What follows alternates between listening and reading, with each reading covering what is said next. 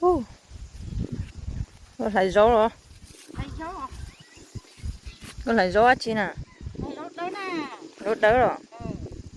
Nem mua ít bó đi chả nè. Biết mua ít bói rồi nâng gột sang. Chả cú Thế lo không ngủ. có. Thế bỏ thấy luôn à. Nên lại tắt lo gió mà. Ít đồ nâng cầu thế. Này còn mê gió mà. Này còn mê gió rồi. Cú thầu. Rốt tua ta lì ơ. Chả cú vậy cho nó rốt họ tua tay rồi đó.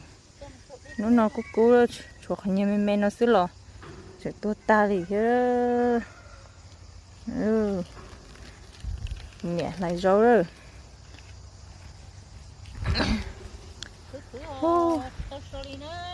Chả cú thì tiêu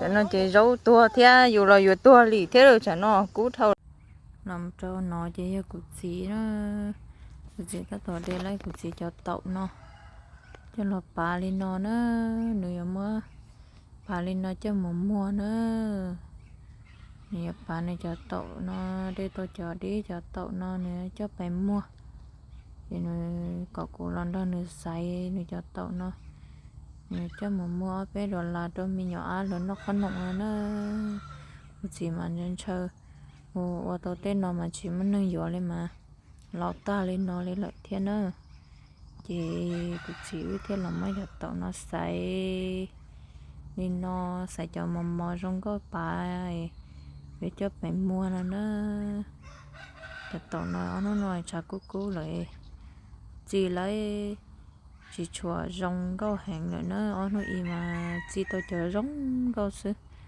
cho nên chỉ đi tàu nữa